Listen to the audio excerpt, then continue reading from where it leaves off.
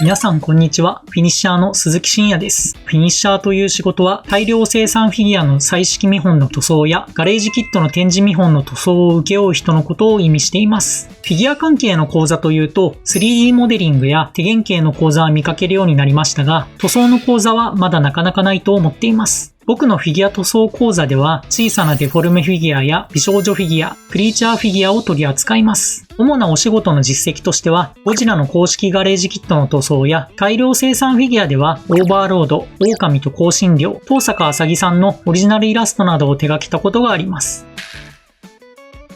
このセクションでは美少女の塗装について説明していきます。まず美少女塗装の下地についてなんですけども、下地についてはメタルプライマーとかマルチプライマーって呼ばれているようなプライマー剤を使います。こういうボトルとかに移し替えておいて、すぐにエアブラシに入れられるようにしておきます。こういうボトルだとそのままこうやってエアブラシに入れておくことができるので、すごく便利っていう感じなんですね。試し拭きとかもしながら、どれくらい塗料が出るかっていうのも試しながらやっていく感じですね。それではこのプライマーを塗装していきます。下地塗装について美少女の方はサフレス塗装について説明するんですけども、サフレス塗装っていうのはこういうホワイトレジンとかの透明感を生かした塗りをしたい時に行うことなんですけども、だいたいこれぐらいの距離でエアブラシを拭く感じですね。まずは全体に軽く拭いていって、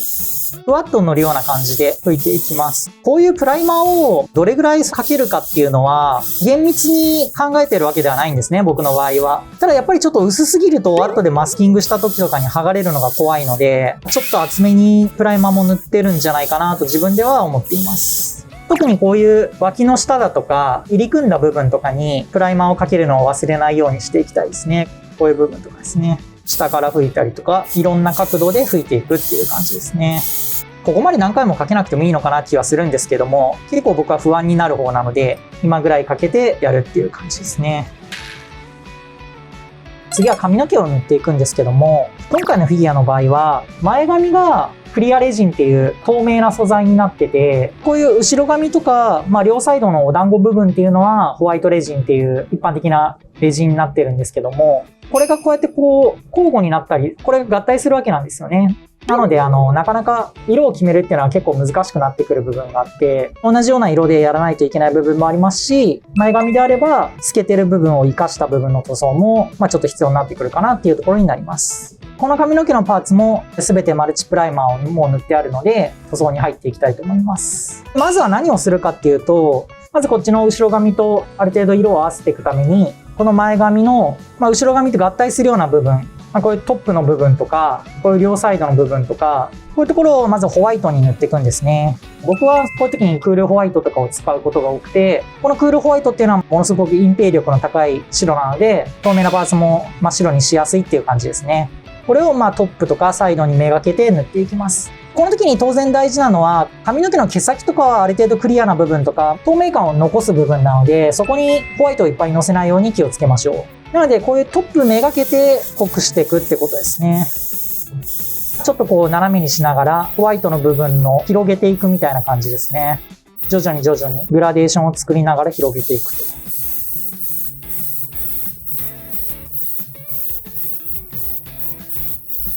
あとこういう前髪のトップの部分とかは裏からもかけてあげて透明度を増してあげるみたいな感じですね。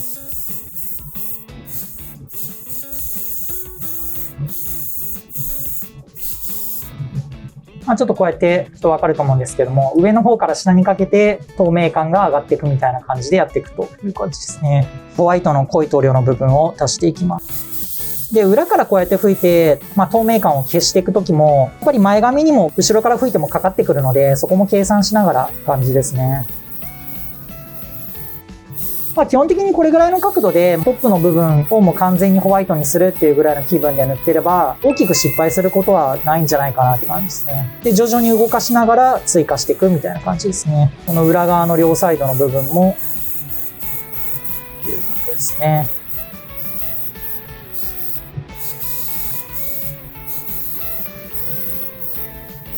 やっぱり後ろ髪がもう完全に不透明なホワイトレジンなので、トップとかその重なる部分はほぼ透明なホワイトになってもいいんじゃないかな。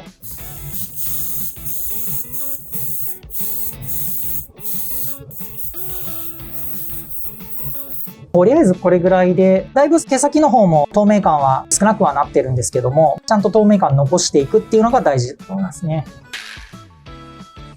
それでは髪の毛のベース塗装が終わったので、実際に色をつけていくんですけども、ちょっとだけ青みがかった銀髪のように今回はしていくんですね。それで今回調色した塗料っていうのはこういう色で、この瓶で見えるのは最も塗り重ねた状態のような色になってますんで、青黒のような色になるんですけども、こういう色を作って薄くのせていくっていう感じになりますね。例えばここに一回吹いてみるんですが、こういう感じの色なんですよね。この辺りに吹いたんですけども、ちょっと青みがかった色になってると思うんですよね。こういう色を作って吹いていくってことですね。これをもっともっと暗くしていくとどうなるかっていうと、こういう感じになっていくんですよね、色としては。こういう感じでグラデーションを作りながら塗っていくってことになります。まずこの前髪から塗っていきましょう。髪の毛も僕は肌と近いものがあると考えていて、薄く薄く塗ってってバランスを見ながら全体を塗っていくみたいなことですね。そしてできるだけ失敗しないように薄くやっていくってことなんですよ。慎重に濃くしていくみたいなイメージですよね。とりあえず全体にちょっと拭きながら、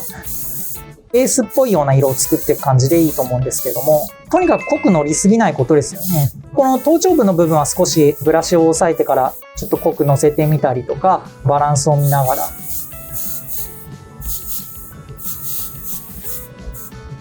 髪の毛のグラデーションのような部分も作りたいので、サイドから真ん中に持ってったりとか、それを両側からやってったりとかして、ちょっとずつ乗せていくみたいな感じですね。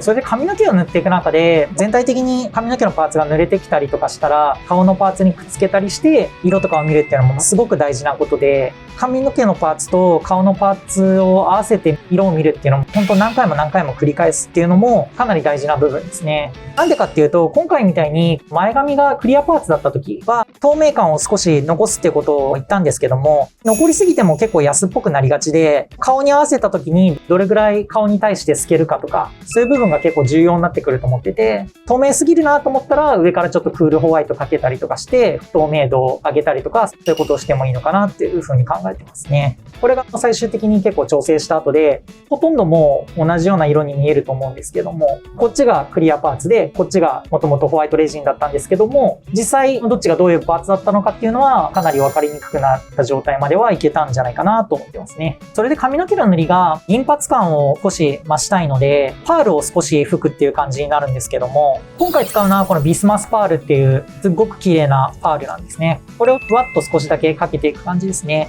このビスマスパールとかはすごい便利で、先にホワイトの下地の上にこれを吹いてから、さっき作ったクリア系の銀髪の青い黒のような塗料をのせていっても面白い表現ができると思いますね。これブラシに入れてあるので軽く吹いていきます。こういう時もできるだけ組み立てた後に見えづらい部分から吹いていく方がいいのかなって僕は思ってるんですね。それだったらちょっと失敗したところで最終的にはほとんど見えない部分なんで、こういう前面をやるときはその後調整した吹き方とかをすればいいって感じですね。なので最初に吹くのはこういう裏側とかサイドの部分とかから吹いていくといい。で、こういうパールっていうのはあまり吹けてないなと思っても、最終的に組み上げた時はパール吹きすぎたなと思うことが結構多かったんですね。なので本当にふんわりちょっと吹くぐらいでいいと思います。要はパールのちょっとギラッとした感じというか、高級感のあるような、銀髪っぽい部分がちょっと出ればいいのかなと思うので、今やったぐらいでももう全然やってない状態と比べると結構差が出るので、かなと思いますね。髪の毛も最終的には少しこれよりも若干艶消しぐらいにするんで、その時にギラつきも若干抑えられるので、そんなにたくさん吹く必要はないですね。これ裏側だけちょっと多めに吹いても面白いかもしれないですね。これをこういう、全てのパーツに同じように軽く吹いていくっていう作業をやっていきます。髪の毛自体の全体の塗りっていうのはこれで完成っていう感じになりますかね。それではこの項目ではデカールを貼ることをやっていきます。デカールはシールみたいなものなんですけども、このエアでのキットにはこの瞳デカールと太ももに貼るデカールがついてますね。商業のプロの世界ですと、瞳を描くっていうことはかなり少ないって言われてますね。ほとんど瞳を描く能力が多分なくても、デカールを貼る能力さえあれば、仕事はできるんじゃないかなというふうには僕は考えてますね。僕は一応瞳を塗るっていう能力はあるんですけども、デカールの質がいい時にはもう全然デカール使っちゃってますね。まずは太ももに貼っていってみましょう。まずは切り取ったデカールがあるので、これをまず水につけるんですけども、水につける時間はだいたい40秒から50秒くらいって言われてて、僕はタイマーとか使ってそれで見てるんですけども、これで45秒ぐらい待ってから水をちょっと拭き取ってというか、キンマイピに染み込ませて水分をちょっと取ってからっていうことになるんですね。これは僕のやり方かもしれないんですけど、デカールをつける部分を湿らせていたりして、滑りを良くしてるっていうのをちょっとしてますね。やるとちょっとデカールが操作しにくい時があったりして困ったことがあったんで、僕はいつもこのやり方でやってますね。タイマーがちゃんと鳴ってデカールを取ります。そしてデカールを乗せた後に綿棒で場所をいじるんですけども、いじる時の綿棒も僕の場合は湿らせてますね、水につけて。ではこのデカールをできましょう。場所をこうやって湿った綿棒だとかなり場所も動かしやすいんですね。割と早めに動かしていかないとどんどんデカールが固まってくるので、スピーディーにやった方がいいだろうなっていう感じがしますね。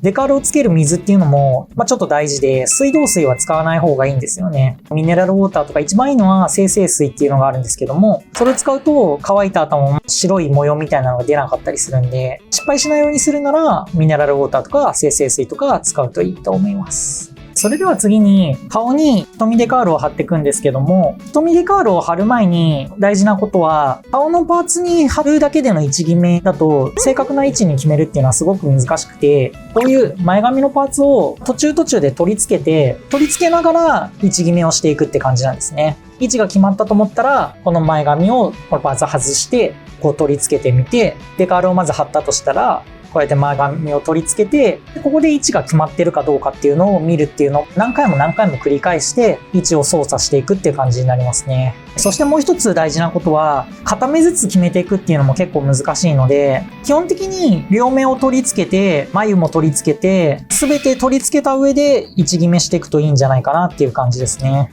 こうやって取り付けて、もう片側も付けていくっていう作業をまずやりますね。まさに位置決めをしている最中なんですけども、こうやって髪の毛ついてない状態だとこういう感じなんですけども、こうやって髪の毛をつけてみて、眉毛の位置とか瞳の位置が合ってるかってことを見ていくんですね。特にどこに合わせるかみたいな話になってくるんですけども、この眉毛があって、眉毛から上の髪と肌がどれぐらい見えているかとか、この眉毛と瞳の上のアイラインの距離がどれくらいかとか、この瞳の端が髪の毛のどこに隠れていくのかみたいな位置を決めていくと結構決めやすくなるのかなみたいな感じですね。例えばこれの場合だと、この髪の毛が黒くしているところの場所に上のアイラインがこう消えていくような印象でつけようと思って合わせてる最中なんですね。あとこっち側のアイラインの先が前髪のどこら辺に当たっていくのかみたいなの。左目も同じですね。眉も前髪、この分けられてる部分のどこに来るのかみたいなのを考えながら、イラストとかと合わせて見ていくといいと思いますね。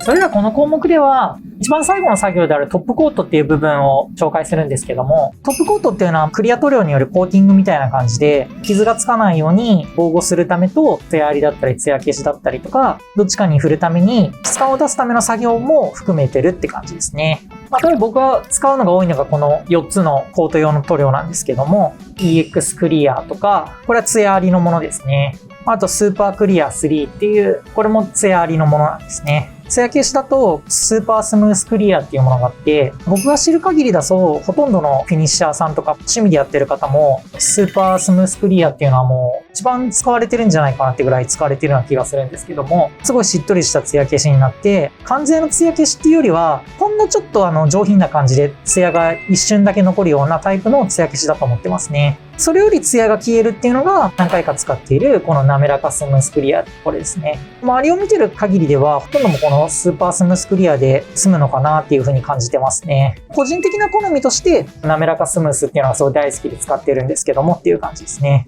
なんとなく僕はトップコートは結構 EX クリアを使うことが多くて、塗料に混ぜたりとか途中のセーブで使うのにスーパークリア3を使う場合が多い気がしますね。こうしてツヤを完全に調整して質感を分けて、それから最後に組み立てて美少女フィギュアっていうのは完成になっていくわけですね。バッグとかもこんな感じですね。結構いい色が出たんじゃないですかね。やっぱりこれだけ綺麗にするっていうのは時間かかりますよね、本当に。技術的なことも大事なんですけども、今回いろいろ伝えた中でかなり大事にしている部分の一つとして、乾燥に時間をかけるだとか、技術がいらない誰でもできることをちゃんと丁寧に進めるっていうのが全ての塗装において大事な点だと思ってますね。